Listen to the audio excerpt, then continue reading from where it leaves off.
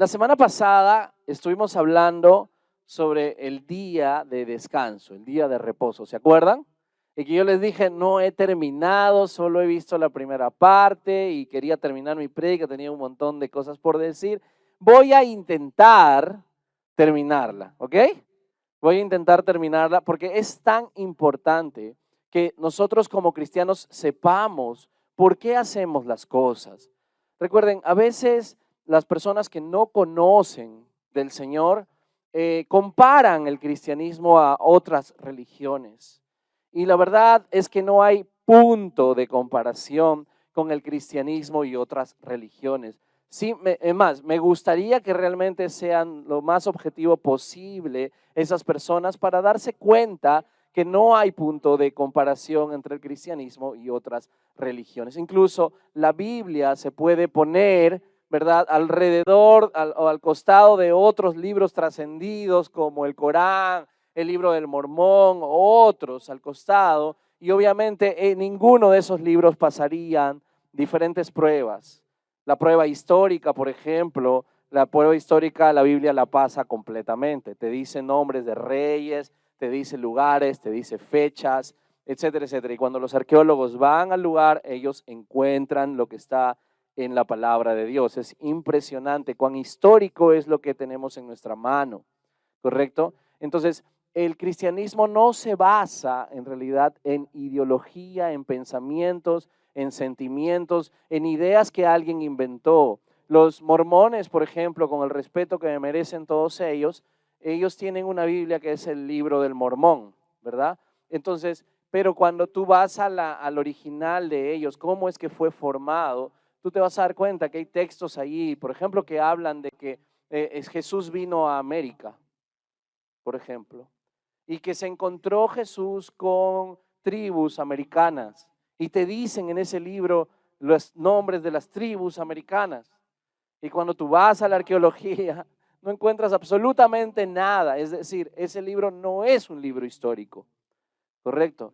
Entonces, en realidad es un libro inventado. Cuando tú vas al Corán, te vas a encontrar cómo es que Mahoma estuvo influenciado por opiácidos, por drogas, y comenzó a escribir. Es más, ni siquiera él escribía, escribían otras personas por él, cuando él simplemente estaba dictando. Y hay leyes que se contradicen a sí mismos. Dicen, por ejemplo, que un hombre solo puede tener 6 mujeres, pero Mahoma tuvo 9.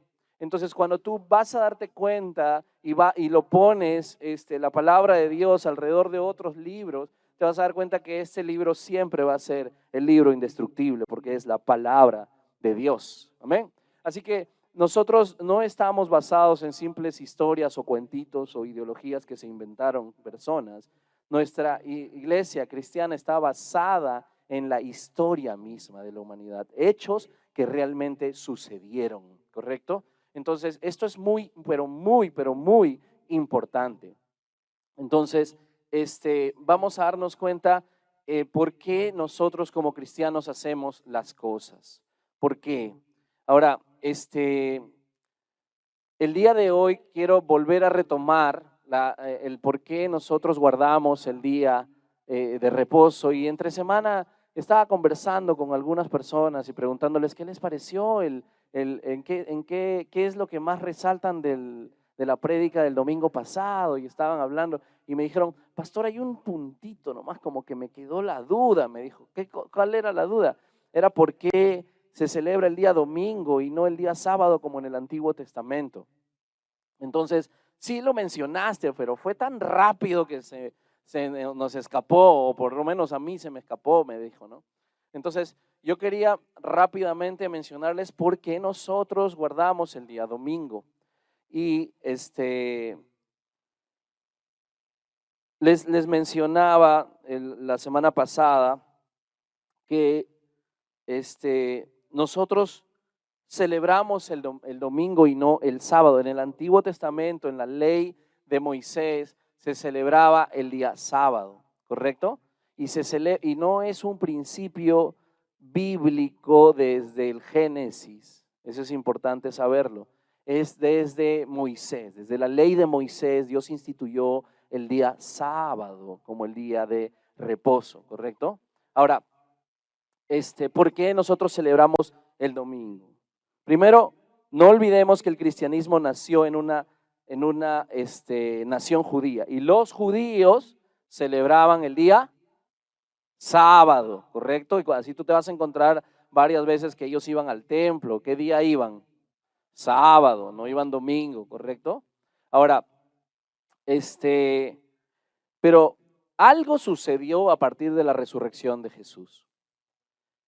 La Biblia nos enseña que el Señor Jesús resucitó ¿qué día? Domingo.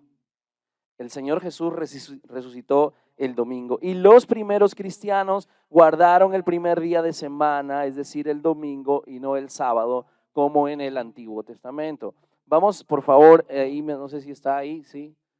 Hechos capítulo 20, versículo 7. Dice, el primer día de semana, solo ese texto, el primer día de la semana nos reunimos para partir el pan. Como iba a salir el día siguiente, Pablo estuvo hablando a los creyentes y prolongó su discurso hasta la medianoche. ¿Hasta qué horas? ¿Hasta qué horas? Gloria a Dios, tengo hasta la medianoche el día de hoy. Él prolongó su enseñanza. A veces nos preocupamos, obviamente, los hermanos que están encargados de programa están aquí avisándome, te quedan 5, 4, 3, 2, váyase, pastor. Y obviamente nos ponemos de acuerdo y decimos que está bien porque tenemos un horario, pero recuerden, tenemos que también aprender a dar libertad y me encanta esa flexibilidad que a veces tienen con su pastor. Tuvieron flexibilidad con Pablo hasta la medianoche. Y Hechos capítulo 20, en la versión de la traducción del lenguaje actual, mira lo que dice. ¿Qué dice ahí? El día, el domingo. ¿Qué día es? El domingo nos reunimos en uno de los pisos altos de una casa para celebrar la cena del Señor. Había muchas lámparas encendidas. Como Pablo saldría de viaje, el día siguiente estuvo hablando de Jesús hasta la medianoche. ¿Qué día se reunieron?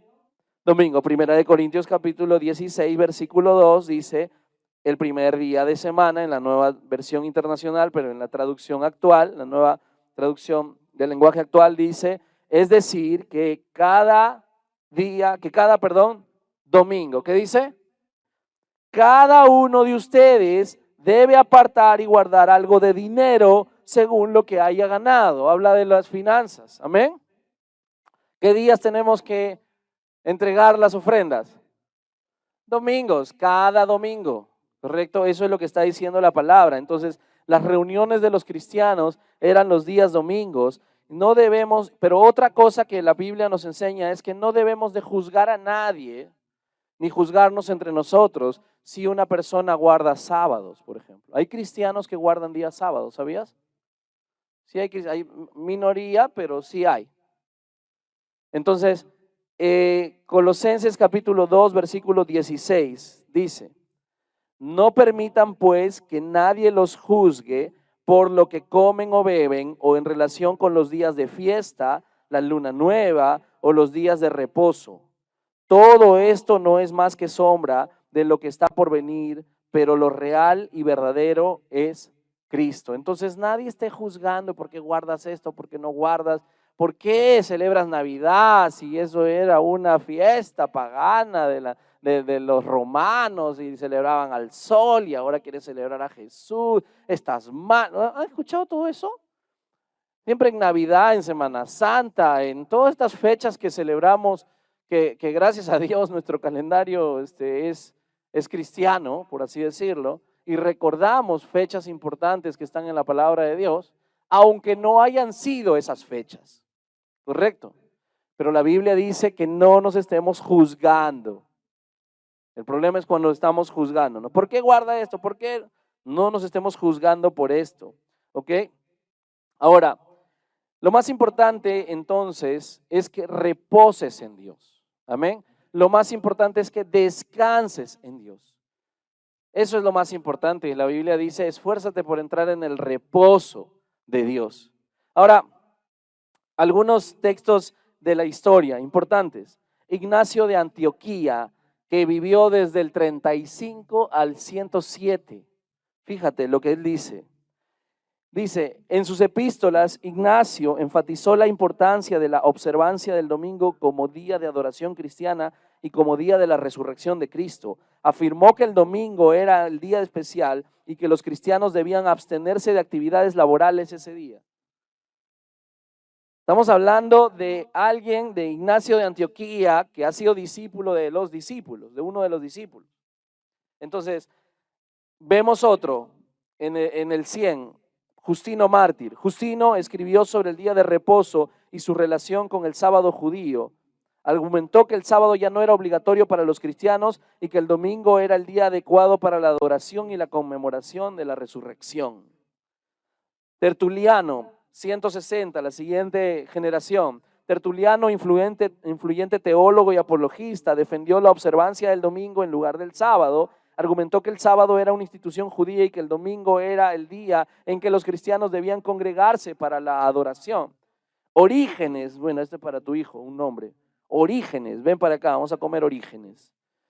Un erudito y teólogo cristiano enseñó que el sábado y el domingo eran los días de descanso, pero consideraba que el domingo tenía un significado especial para los cristianos debido a la resurrección de Cristo. Agustín de Hipona, uno de los más importantes teólogos de la iglesia, en el 364 enfatizó la observancia del domingo como día de descanso y adoración, rechazando la observancia del sábado judío para los cristianos. Tenemos entonces bíblicamente sustentado que ellos se reunían domingo y también históricamente sustentado que el cristianismo, todo el cristianismo, todas las eras, se reunieron ¿qué día?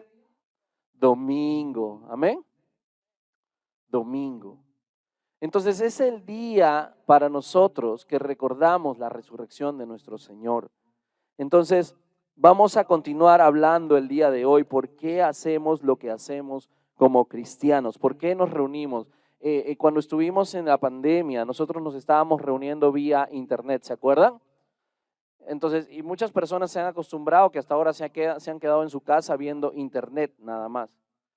Y de verdad, y muchas personas creen, es más, muchos pastores también creen que tienen una iglesia virtual. Pero tenemos que aprender qué es lo que nos enseña la palabra de Dios. O sea, me encanta lo virtual si es que vamos a alcanzar gente para Cristo, pero una iglesia no puede ser virtual. No es bíblico eso, ¿correcto? Entonces, Dios nos permitió que en medio de pandemia podamos comunicarnos y estar unidos por lo virtual. Entonces, es importante que sepamos por qué hacemos lo que hacemos. Y en esas fechas, los pastores se reunían virtualmente y comenzaban a conversar cuál es el futuro de la iglesia, qué es lo que viene para la iglesia. Y comenzaron a ver, y yo sí creo que Dios permitió la pandemia porque también quería que nosotros podamos abrir nuestras cuatro paredes de la iglesia a la siguiente generación. Todas las generaciones que nacen ahora son generaciones virtuales. ¿Tú has visto los bebitos ahora? Hacen así, donde ven un televisor hacen con su dedo. O sea, ya son una generación virtual. Entonces Dios sí quiere que alcancemos esa generación y que le prediquemos la palabra de Dios a la siguiente generación. ¿Amén? Definitivamente que sí, pero no podemos confundirnos. Y ahí estábamos conversando y decían los pastores, ¿quién dijo que en una reunión tiene que haber, no sé, luces blancas en todo el lugar? ¿Por qué luces blancas? ¿Quién dijo que la prédica tiene que durar solo 30? Tenemos que hacer durar 15 minutos. No, 10 minutos es mejor, porque obviamente estamos en lo virtual. Y lo virtual la gente no se queda mucho tiempo. Y comenzaron a conversar. ¿Quién dijo? Y eso era, y siempre me acuerdo de esas frases que los pastores decían. ¿Quién dijo que teníamos que hacer tal o cual cosa? O que necesariamente tenemos que reunirnos presencialmente. ¿Quién dijo? Y entonces tú te ponías a pensar, ¿no?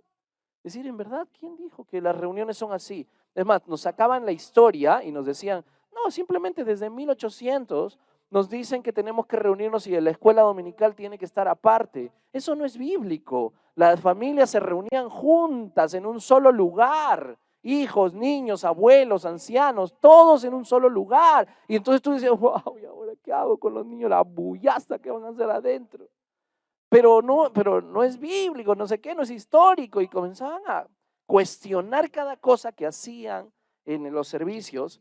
¿Para qué? Para que tú te puedas adaptar a lo nuevo como pastor. Entonces te tenías que decir, ok, no necesariamente tengo que hacer prédicas de 10 minutos, de 30 minutos. Ok, no necesariamente tiene que haber luces blancas en toda la iglesia, oscuras está bien. Ok, y así. Entonces nos jalaban el tema de ser más contemporáneos, más relevantes, etcétera, etcétera. Pero cuando nosotros vemos la palabra de Dios, nosotros nos damos cuenta a través de la palabra de Dios y de la historia de la humanidad, qué y por qué hacíamos nosotros las cosas en nuestras reuniones como cristianos. Nosotros nos reunimos para adorar al Señor. Amén. Así que si tú vienes a la iglesia y estás así, como alguien que me preguntó, es un niño, ¿no? Pero me decía, ¿cuántas canciones hoy día? Son 4. Mucho, pues. 2 mejor. ¿Quién definió que sean 4? No, no me dijo eso. Pero nos reunimos para adorar al Señor. Y la expresión de adoración es una expresión corporal. No me digas que estás adorando al Señor si estás así. No me digas que estás adorando al Señor si estás así. Correcto. Te aseguro que si estuvieras frente al presidente de la República, tú tendrías un mínimo de respeto. Correcto. Te bañarías ese día. Pero ¿por qué cuando estamos frente al Señor y a su presencia no tenemos la misma reverencia? Entonces nosotros, y la palabra de Dios nos enseña, se reunían para adorar al Señor. Amén.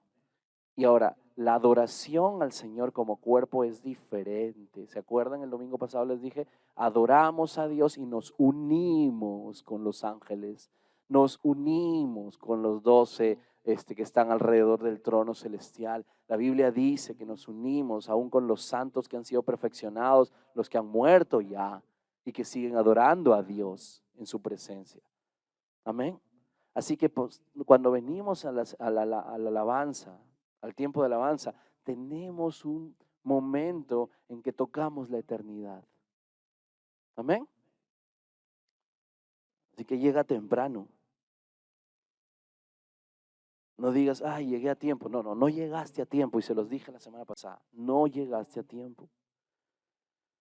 Entonces nos reunimos para adorar, inclusive la palabra iglesia. Nosotros, bueno, voy a hacerles recordar.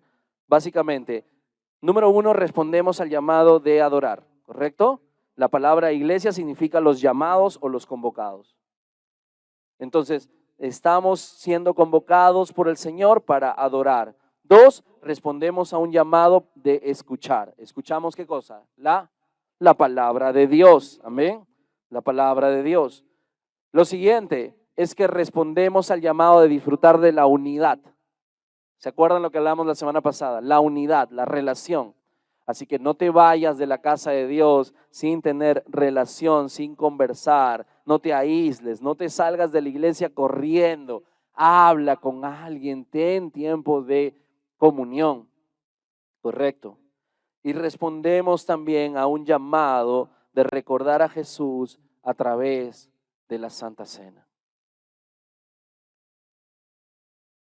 El Señor Jesús nos enseñó esto. Dice el mismo Pablo que yo recibí del Señor mismo lo que les transmití a ustedes. Yo recibí del Señor mismo lo que les transmití a ustedes, dice Pablo.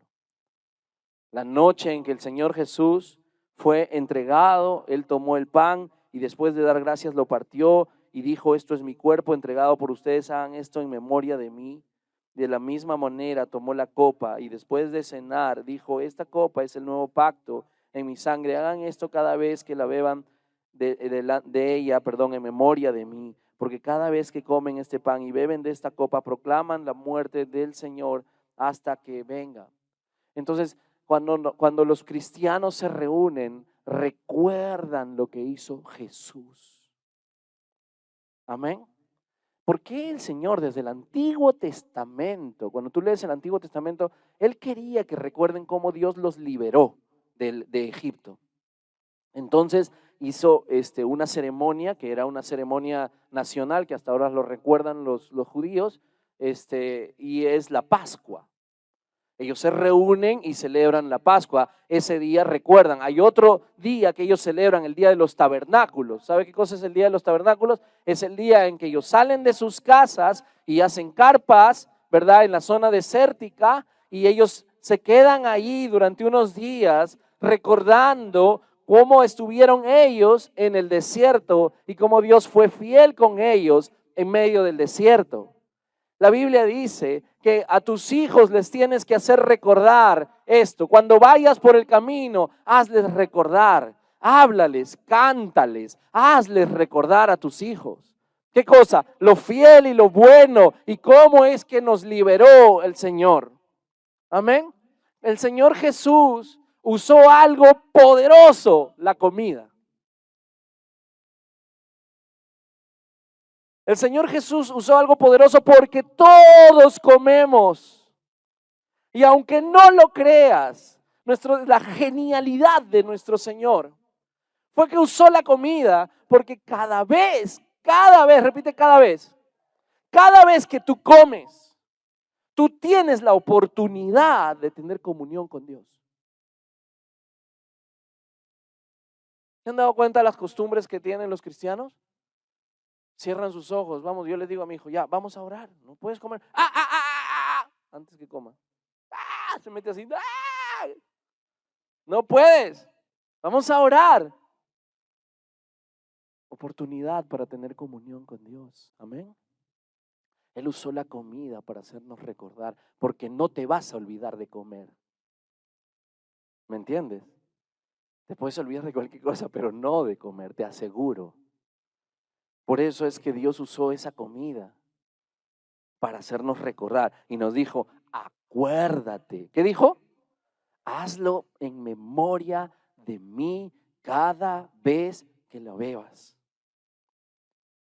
Porque eso nos santifica. Lo alucinante, y porque se dice comunión, es que es alucinante porque el Señor nos dice que no podemos compartir de la Santa Cena si no estamos a cuentas con Dios. Si no hemos pedido perdón a Dios. Ahora, ¿por qué se reunían los cristianos? Porque celebrábamos la resurrección de Cristo, pero también porque recordábamos la muerte de Cristo. Y la Santa Cena, dice la Biblia, porque ustedes proclaman la muerte. Cada vez que comen ustedes y beben de este pan y de esta copa, proclaman la muerte del Señor hasta que Él venga. ¿Qué significa proclamar? Es como un mensaje del Evangelio. Cuando alguien viene a la iglesia por primera vez, ha sido invitado, invitada, tiene la oportunidad esa persona, y bienvenidos los invitados que han venido el día de hoy, pero tienen la oportunidad de reconciliarse con Dios. Tienen la oportunidad de decirle, Señor, realmente he pecado contra ti. Me arrepiento. ¿Por qué? Porque no podemos compartir la Santa Cena. Es más, sin haber nacido de nuevo. Es más, cristianos en la historia se reúnen para compartir la Santa Cena solo con los que se han bautizado. No sé si sabías eso. ¿Por qué? Porque la persona que dijo sí a Cristo se bautiza, pues. Correcto. Entonces, muchos cristianos comparten solo la cena del Señor con los que han sido bautizados. Por eso es que dicen muchos, y esto también lo he sabido por el seminario, termina el servicio y solo los que han sido bautizados, quédense, o nos vemos el miércoles para compartir la Santa Cena. Wow. Aquí la mitad, ¿no? Nadie se irían. Pero yo creo que puede ser una oportunidad para reunirnos, para compartir, para santificarnos, para alinearnos con Jesús. Amén. Hechos capítulo 20, versículo 7 dice, el domingo nos reunimos en uno de los pisos altos de la casa para celebrar, ¿qué cosa dice? ¿Qué cosa? La cena del Señor. 2 discípulos de Emaús, dice la Biblia, que se estaban yendo, mejor dicho, hacia Emaús, se encontraron con Jesús resucitado y no lo reconocieron hasta que llegaron al lugar. Cuando llegaron al lugar les dijo, ven, quédate con nosotros, le dijeron ellos a Jesús. Jesús entró y cuando ellos celebraron, dice, esa cena en ese momento, Jesús partió el pan y dice que ellos reconocieron a Jesús cuando fue partido el pan.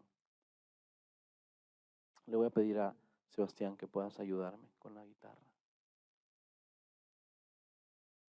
El día domingo respondemos al llamado de recordar que Jesús lo dio todo por ti. Cuando nosotros tomamos el domingo en poco, el día de reposo en poco, realmente estamos tomando en poco a Jesús. ¿Qué?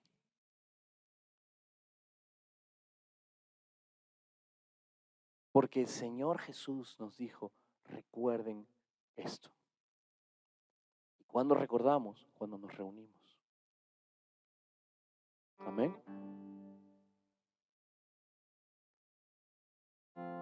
Todos los que han recibido su pan y su vino en la entrada, si tal vez nunca has recibido a Cristo como Señor, es un buen momento para hacerlo.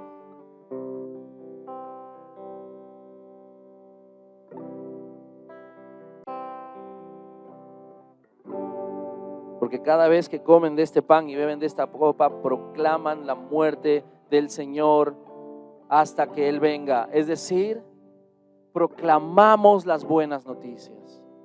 Cuando nosotros compartimos la Santa Cena, nosotros estamos predicando a la gente que hay un Dios bueno, que dejó su trono, que dejó, dice la Biblia, se despojó a sí mismo de su divinidad y que vino a esta tierra para morir por ti y para morir por mí. Y lo hizo aunque tú ni yo lo merecíamos. Aunque tú y yo, dice la Biblia, éramos pecadores, éramos rebeldes contra Dios. Aún así, siendo pecadores, Cristo murió por nosotros, dice la palabra de Dios. Cuando nosotros compartimos la Santa Cena, te estamos proclamando una y otra vez, estamos diciendo, el Santo murió por los pecadores. Pedro se paró en el día de Pentecostés frente a toda la gente que estaba alrededor y le dijo, ustedes han matado al autor de la vida. Y a ese Señor, Dios lo ha levantado de los muertos y nosotros somos testigos. Y esa fue una prédica tan poderosa que la Biblia dice que 3,000 personas vinieron a los pies del Señor Jesús. Se entregaron a Jesús 3,000 personas. La Biblia dice que Dios nos habla de muchas maneras. Yo no sé de qué manera esperas que Dios te hable para que puedas entregar tu vida al Señor.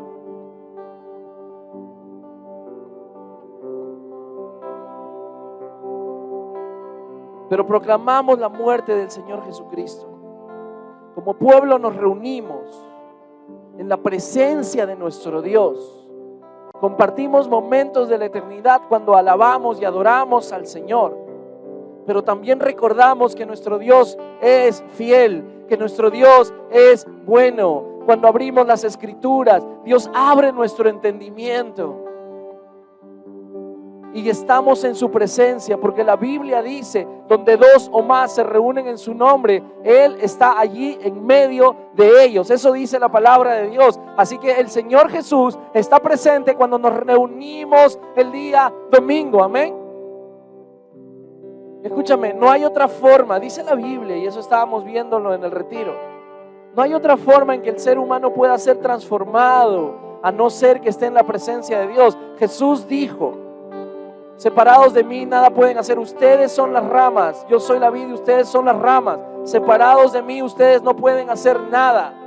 La Biblia dice, por sus frutos los conoceréis. La Biblia dice que el fruto del Espíritu es amor, gozo, paz, paciencia, benignidad, bondad, fe, mansedumbre, templanza. Necesitamos todas esas características de Jesucristo para que sea parte de nuestro carácter. Necesitamos paz, paciencia, bondad, templanza, mansedumbre. Necesito el fruto del Espíritu. El fruto viene. O sea, como les dije ayer, el árbol no tiene que esforzarse por dar fruto. No sé si has visto algún árbol pujando para dar fruto.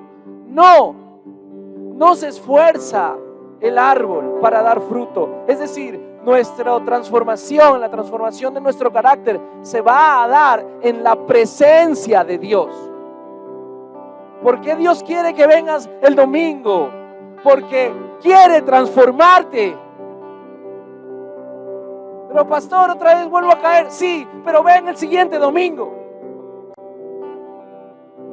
¿Por qué? Porque en su presencia Dios te está transformando. Donde dos o más se reúnen en mi nombre, yo estoy allí en medio de ellos. Entonces el Señor está en medio de nosotros, ahora mismo, transformando tu corazón, transformando el corazón más duro. El Señor quiere hacerte ver qué es lo que Él hizo por ti y que no lo olvides jamás. Y que lo recuerdes y que le enseñes a tus hijos y que cada vez que comas ores y tengas comunión con Dios y que recuerdes la Santa Cena. Y los cristianos nos reuníamos y nos seguiremos reuniendo alrededor de una mesa imaginaria, pero para compartir la Santa Cena.